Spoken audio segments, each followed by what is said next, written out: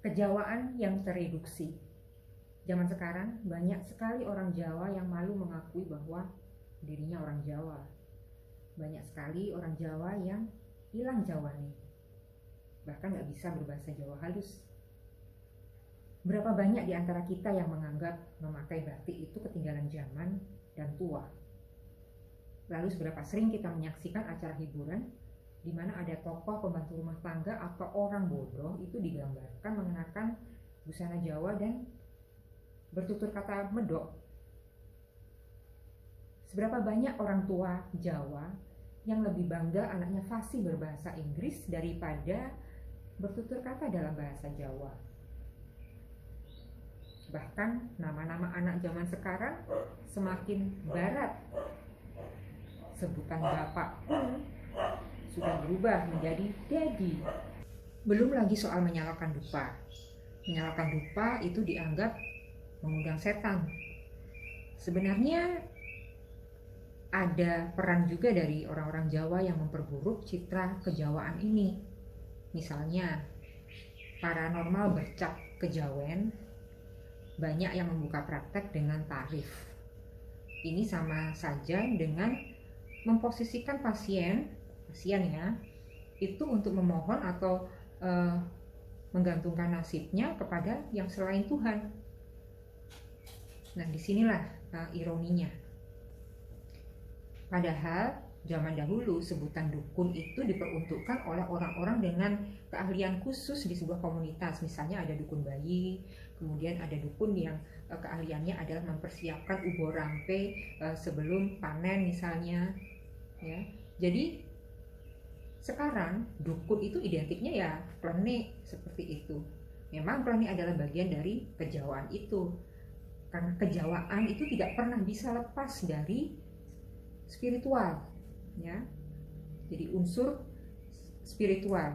Tapi unsur spiritual itu tidak sama loh dengan supranatural. Jadi harus dibedakan. Bagi orang Jawa yang memang benar-benar mengerti, pada akhirnya setiap manusia itu tujuannya adalah menyatu dengan Sang Pencipta.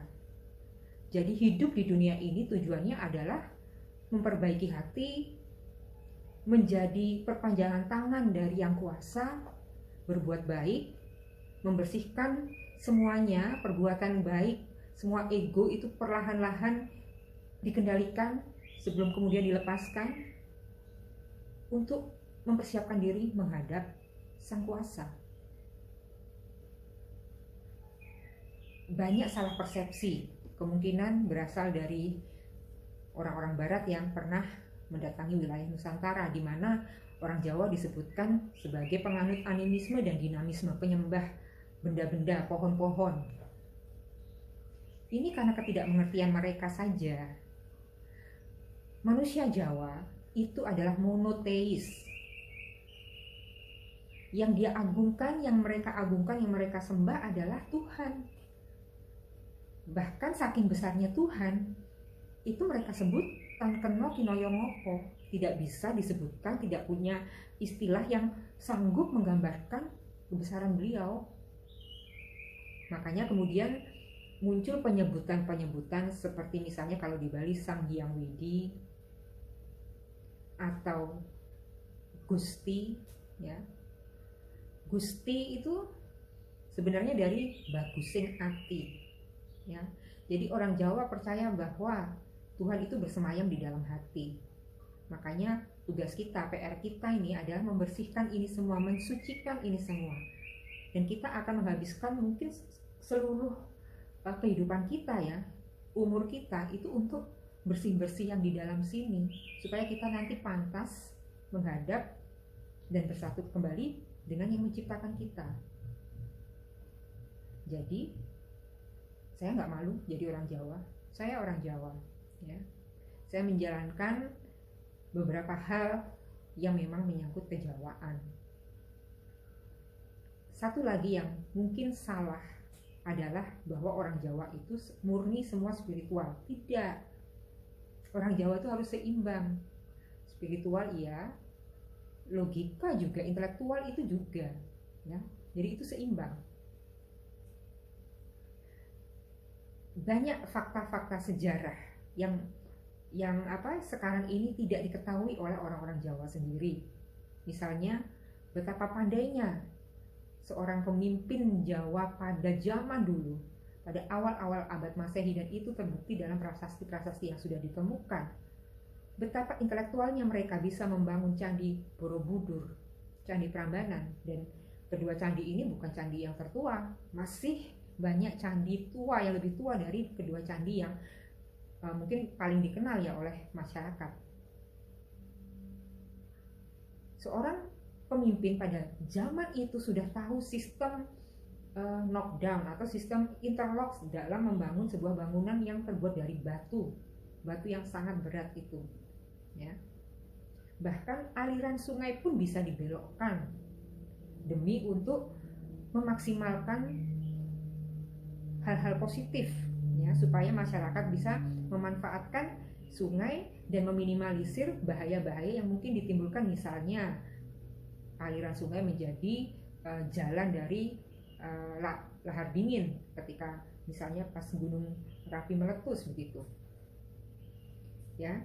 Jadi entah ini apa, siapa, mungkin kelompok, mungkin entahlah, yang mereduksi kebesaran orang Jawa pada masa itu. Dan sekarang orang-orang Jawa zaman sekarang itu jatuhnya malu menjadi orang Jawa. Mereka lebih bangga dibilang mirip seperti orang Korea. Kalau dulu orang Eropa ya, orang Amerika begitu ya, identik dengan mereka itu membanggakan. Tapi sekarang Korea. Jadi segala sesuatu asalkan bukan jati dirinya sendiri itu yang membuat mereka bangga. Ini sampai kapan? Sampai kapan? Mungkin sebelum ini bisa kita jawab dengan pasti, selamanya mungkin bangsa ini tidak akan pernah menjadi bangsa yang besar, karena selalu tergantung kebanggaannya itu pada hal-hal yang sifatnya superficial. Kalau saya sudah tahu jawabannya.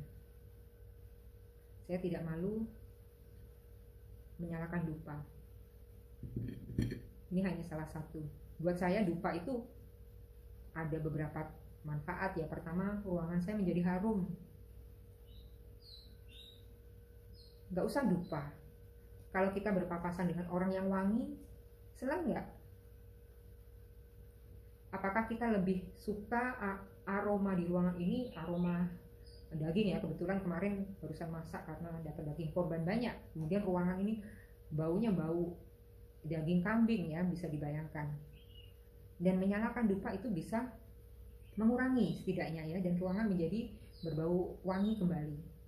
Itu hanya salah satu ya.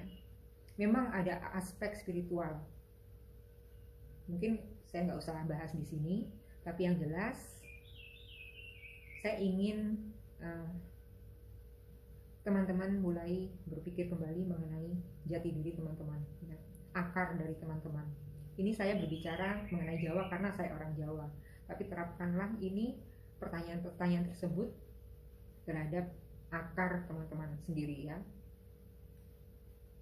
Sekian dari saya, kita sambung di lain waktu. Rahayu.